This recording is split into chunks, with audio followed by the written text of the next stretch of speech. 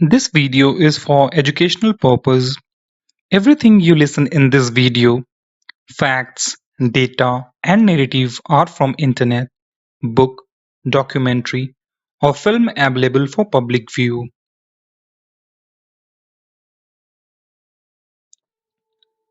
नमस्कार, आदाब, सत श्री अकाल दोस्तों। आशा करता हूँ आप सब मजे में होंगे, अपना और अपने परिजनों का ख्याल रख रहे होंगे। मेरा नाम है विकी और मैं आपका तहे दिल से स्वागत करता हूं आपके अपने YouTube चैनल कहानी क्राइम सीन का में। इस चैनल पे हम एपिसोड दर एपिसोड क्राइम की एक नई कहानी से अवगत कराते हैं। यह बिल्कुल संभव है कि कुछ कहानियां आपने सुनी या पढ़ी होंगी, लेकिन हमारा यह निस्दिन प्रयास रहता है कि हम उन कहानियों में कुछ नया फैक्ट्स पेश करें और आशा यह बिल्कुल रहती है कि आप उन फैक्ट्स को पसंद करेंगे। दोस्तों, आपसे हम निवेदन करते हैं कि आप हमारे चैनल को सब्सक्राइब कर लें। इससे हमें बहुत प्रोत्साहन मिलता है अच्छा काम करने का, और वीडियो अच्छा लगे तो लाइक एंड सब्सक्राइब जरूर कीजिए। तो चलिए बिना समय गंवाए शुरू करते हैं आज की कहानी। दोस्तों, आज की जो कहानी हम आपको सुनाने जा रहे हैं वह एक ऐसे सीरियल किलर की है जिसने 100 बच्चों को पहले अगवा किया, फिर उनका रेप किया और उनको 100 टुकड़ों में काटा। तो चलिए शुरू करते हैं। यह कहानी ऐसे सीरियल किलर की है जिसकी हैवानियत सुनकर जज की भी रूह कांप गई थी। वह जज जिसने न जाने कितने खतरनाक मुजरिमों को आंखों के सामने देखा होगा। उन मुजरिमों को कड़ी सजा भी दी होगी, लेकिन जब इस सीरियल किलर के मामले की सुनवाई हुई तो गुस्से में जज ने ऐसी सजा सुनाई कि दुनिया दंग रह गई। इस सजा की पूरी दुनिया में चर्चा होने लगी। दरअसल 100 बच्चों के रेप के बाद उनका बेरहमी से कत्ल करने वाला सीरियल किलर को भी जज ने उसी खौफनाक तरीके से सजा देने का ऐलान किया। अदालत ने अपने फैसले में यह कहा कि जिस तरह जावेद ने 100 बच्चों की गला दबाकर बेरहमी से हत्या की, उसी तरह उसे भी मौत की सजा दी जाए। उसी तरह से बेरहमी से उसकी गला को 100 बार घोंटा जाए, ठीक वैसे ही जैसे वह मासूम बच्चों का गला जंजीर से घोंट देता था। फिर उसी तरह से इस सीरियल किलर के लाश को भी कम से कम 100 टुकड़ों किए जाएं, जैसे वह बच्चों के शव को टुकड़ों करता था। इसके बाद उन टुकड़ों को तेजाब में डालकर गलाया जाए, जैसे वह सीरियल किलर करता था। अब इस फैसले के बाद दुनिया भर की अदालतों पर सवाल उठने लगे कि क्या आज भी ऐसी खौफनाक सजा दी जा सकती है। आखिरकार दुनिया भर में सवाल उठाए जाने पर इस सीरियल किलर की सजा को लेकर कोर्ट ने अपना फैसला बदला और नए फैसले में उसे फांसी की सजा दी गई। आज की जो कहानी है इसी सीरियल किलर जावेद इकबाल की रोंगटे खड़ देने वाली कहानी है। इस कहानी की शुरुआत होती है एक खत यानी चिट्ठी से। यह बात दिसंबर 1999 की है। जगह पाकिस्तान का उर्दू अखबार। इस उर्दू अखबार के संपादक को एक खत मिलता है। उस चिट्ठी की पहली लाइन को पढ़ते ही संपादक सन्न रह गए। उस खत में लिखा था, मैंने 100 बच्चों के कत्ल से पहले उनका रेप किया, फिर उनकी लाश को ढेर सारे तेजाब से गला दिया। इस चिट्ठी के साथ एक पार्सल भी आया था। उसे खोलने पर उसमें कुछ बच्चों के तस्वीरें थे, तो कुछ ऐसे कागजात जिसे देखकर लगे कि खत भेजने वाला कोई मजाक बिल्कुल नहीं कर रहा हो। अब बताया जाता है कि ऐसी ही चिट्ठी और पार्सल वहां की पुलिस को भी भेजी गई थी। उस चिट्ठी को पुलिस ने भी पढ़ा और पार्सल खोलकर भी देखा, लेकिन पुलिस ने इसे मजाक में ले लिया। पर उस अखबार के संपादक ने इसे नजरअंदाज बिल्कुल भी नहीं किया, बल्कि इसके बजाय हर खबर की पड़ताल करने की तरह एक एक पत्रकार को उस चिट्ठी में दिए पते पर भेजकर जांच कराई। उस चिट्ठी में पाकिस्तान के लाहौर के रावी रोड पर एक पुराने घर की पता दी गई थी, जो काफी सुनसान जगह पर था। इसकी पड़ताल करते हुए संपादक ने जिस पत्रकार को भेजा था उस पत्रकार ने वहां की हालत देखी तो शक अब धीरे धीरे यकीन में बदलने लगा था। उस पत्रकार को वहां ऐसे सबूत मिले जो चौंका देने वाली थी। कई जगह खून के निशान थे। एक बैग भी मिला जिसमें बच्चों के जूते और कपड़े थे। अब ये लगने लगा कि यहाँ बच्चों से कोई ना कोई जरूर वारदात हुई है। वहां उसे एक डायरी भी मिली। उस डायरी में बच्चों के बारे में सब डिटेल्स थे। अब डायरी को देखकर उस पत्रकार ने तुरंत अपने संपादक को पूरी जानकारी दी। यह भी बताया कि चिट्ठी में जो बातें लिखी है वो पूरी सच लग रही है, क्योंकि यहाँ कई बच्चों के कत्ल हुए हैं। यह सुनते ही संपादक ने तुरंत इस बारे में पुलिस को जानकारी दी। इसके बाद पुलिस ने इसे गंभीरता से लिया और पड़ताल करने उस जगह पर पहुंची। अब पुलिस की मौजूदगी में जब वहां खोजबीन शुरू हुई तब वहां पहले 2 बच्चों के कंकाल मिले। पास में बड़ा सा एक कंटेनर भी मिला। वह कंटेनर हाइड्रोक्लोरिक एसिड यानी तेजाब से भरा था। वहां की दीवारों पर कुछ कागज के टुकड़े लगे हुए थे, मानो चिट्ठी लिखने वाले सीरियल किलर को यह पूरा भरोसा था कि यहाँ पुलिस या पत्रकार दोनों में से कोई ना कोई तो पक्का आएगी। उन दीवारों पर काफी बड़े अक्षरों में लिखा हुआ था, सारे मर्डर का डिटेल एक डायरी में है और एक 32 पेज के नोटबुक में है जो मैंने कमरे में छोड़ दी है। उसकी कॉपी ऑफिसर्स को भी भेज दी गई है। जो लाशें पुलिस को यहाँ मिलेंगी उनको मैं ठिकाने लगाने में कामयाब नहीं हुआ हूं। पुलिस को वो मिलेंगी भी तो शायद मेरी आत्महत्या के बाद। अब मैं रावी नदी में कूदकर मरने जा रहा हूं। अब ये लाइनें पढ़ते ही पुलिस उसे दबोचने के लिए रावी नदी की तरफ भागी, लेकिन वहां कोई नहीं मिला।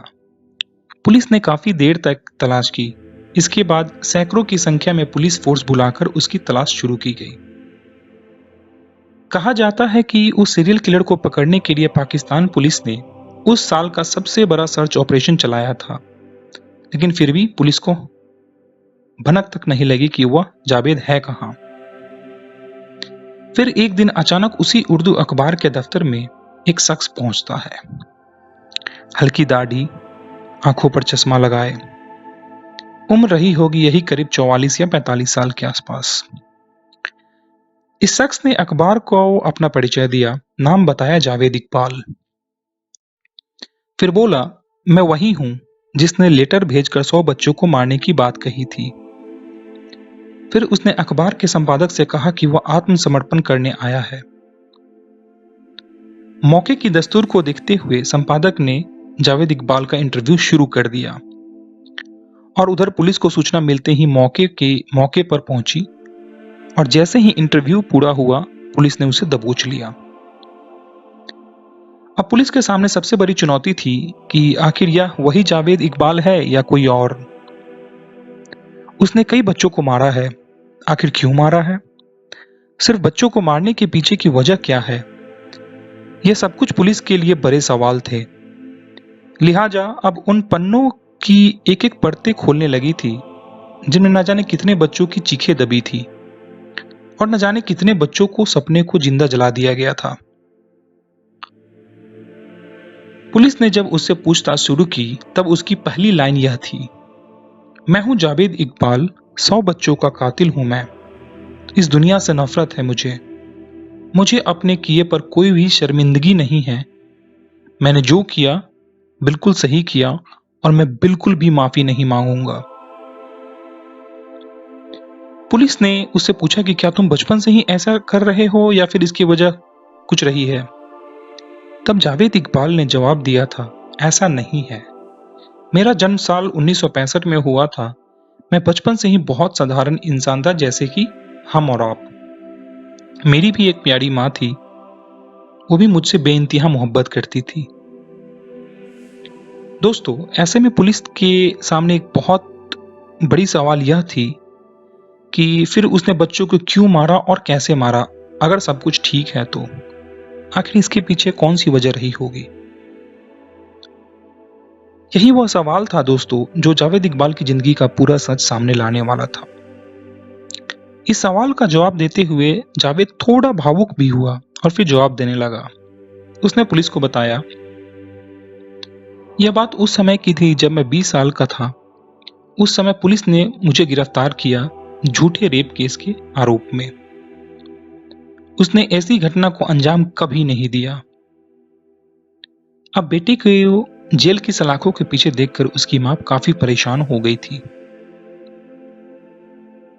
जेल से बाहर निकलने के लिए दिन रात जुट गई, लेकिन सफलता नहीं मिली।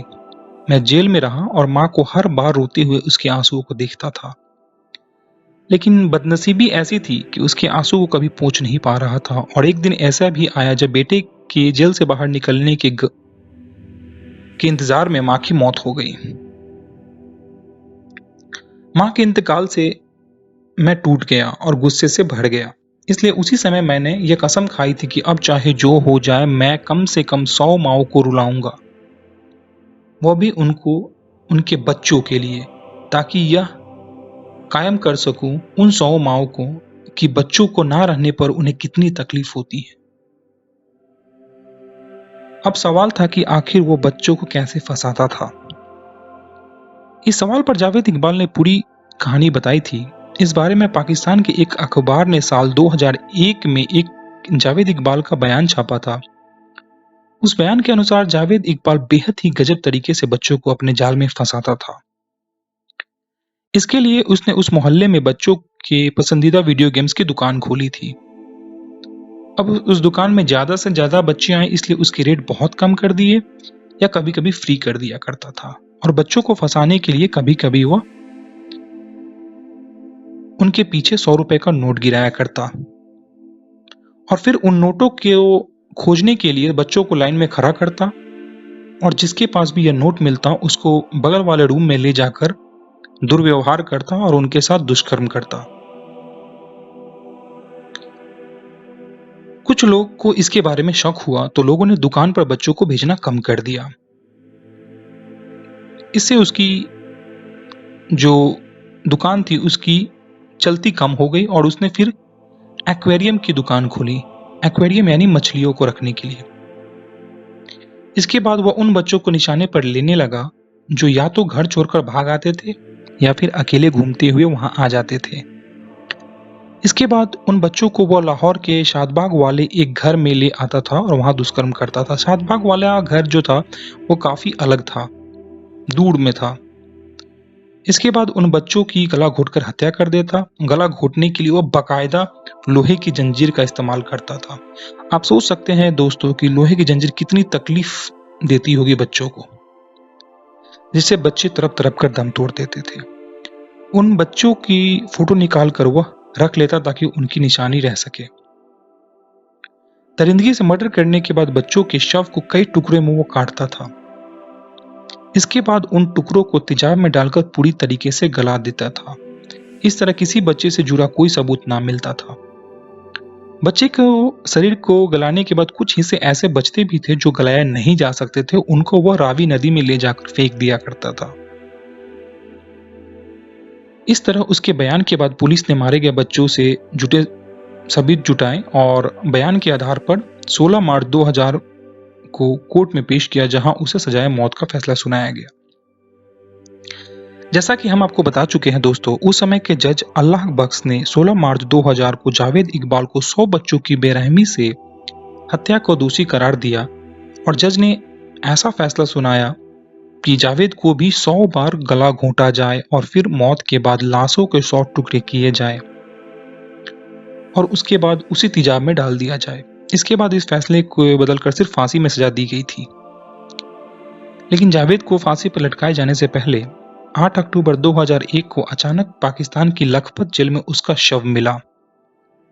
यह दावा किया गया था कि जावेद ने आत्महत्या कर ली थी, लेकिन यह भी दावा किया गया कि जेल में उसे पीट मार दिया गया। यह सवाल इसलिए किया जाता था क्योंकि उसके शव बेडशीट के सहारे छत पर लगी सरिया से लटक रहा था। हाथ पैर नीले पड़ गए थे, नाक और मुंह से खून निकल रहे थे और उसके शरीर पे दर्जनों जख्म के निशान थे। यह वह निशान थे जो कोई धारदार हथियार से किया जाता हो और 100 से ऊपर निशान थे। जावेद के साथ जुर्म में शामिल रहे उसके एक और साथी साजिद अहमद को भी जेल में इसी तरह मार दिया गया था। जावेद इकबाल को लेकर कहा जाता है कि जब उसकी मौत हुई तो उसके परिवार और रिश्तेदार से कोई भी उसका शव लेने नहीं आया था। उसके भाई परवेज मुगल ने तो यहाँ तक कर दिया था कि कहा था कि जिस दिन उसने 100 बच्चों की बेरहमी से हत्या करने की बात कबूली, उसी दिन वो हमारे लिए मर गया। अब पहले से ही मरे हुए इंसान का शव लेकर हम क्या करेंगे। दोस्तों, अब तो जावेद इकबाल की कहानी पर एक फिल्म भी आ चुकी है जिसका नाम है जावेद इकबाल। तो यह थी कहानी पाकिस्तानी सीरियल किलर जावेद इकबाल की। आशा करता हूं दोस्तों आपको यह कहानी पसंद आई होगी, और आपको अगर यह कहानी पसंद आई तो कृपया हमारे वीडियोस को लाइक करें और अपने दोस्तों से शेयर भी करें। उन सभी नए यूजर्स से, नए श्रोताओं से हम विनती करते हैं कि अगर अभी तक आपने हमारे चैनल को सब्सक्राइब नहीं किया है तो कृपया सब्सक्राइब करें। अगली कहानी लाने तक आप अपना ख्याल रखें और अपने परिजनों का भी। दोस्तों, जिंदगी बहुत ही प्यारी है, सबसे प्यार करें। तब तक के लिए अपना ख्याल रखें। फिर से एक बार आपका दोस्त विकी।